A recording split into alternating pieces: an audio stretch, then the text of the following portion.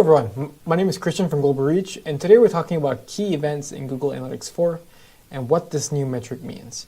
So key events were recently introduced into Google Analytics 4, and this new metric basically replaces conversions. But what exactly are key events? So key events are going to be events on your website that you have specifically designated as being a meaningful or an important measure on your website. So if it is a purchase, if you're an e-commerce website, it could be a form fill or a submission form or a lead form, something like that that helps you measure the success of your website or the success of your business or your campaigns. So key events does replace what conversions used to be, but does that mean that conversions are entirely gone? Not quite. So let's talk about what conversions are now. So conversions now only track meaningful events or key events that come from paid advertising or Google Ads in particular. So if you're running Google Ads on your website, what you want to do is you want to look at conversions to assess your paid advertising strategy. But if you're not running Google Ads, I'd suggest just looking pretty much exclusively at the key events section on your website. So it is a little bit confusing in a sense where key events do replace conversions, but conversions are not gone entirely. So generally speaking, if you are not running Google Ads, you want to focus just on key events.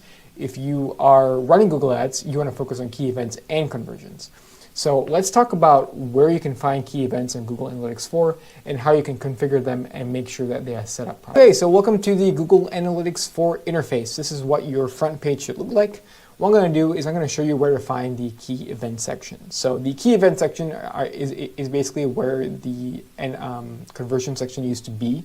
So it's going to be down here in the admin section. If you click on that, you'll be brought to the admin section, and you will have a dedicated key events button down here. So if you click on that, what it shows you is it shows you either a default event that Google has created. In our case, Google created purchase for our website, but we don't have a purchase feature. But we did have a submission form confirmation feature. So if you have any events like that on your Google Analytics 4 property, or if you imported any from Google Tag Manager, you should find it over here if you did it correctly. And what you want to do is you want to mark that event as a key event. So once you have marked it down as a key event, it will be recognized as a key event. The good thing is, if you have done this in the past for conversions, you do not have to go back in and do this again.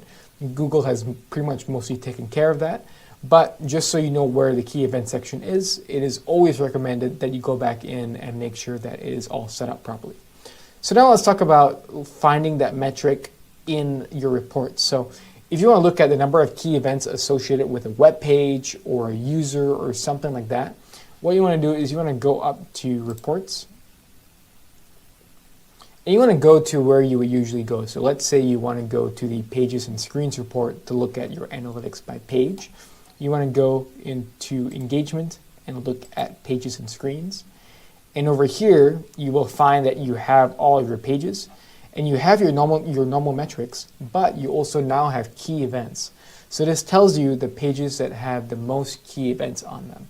So if you don't have a lot of key defined events on your website, you may not have a ton of this measure over here, but generally speaking, this is going to be helpful to look at key events by pages. You can also look at key events by time, key events by traffic source. Things like that are going to be very useful. So in short, key events do replace what conversions used to be on Google Analytics 4, but conversions are still there. They're just being used in a slightly different way. Now conversions are focused more on paid advertising than just general conversions.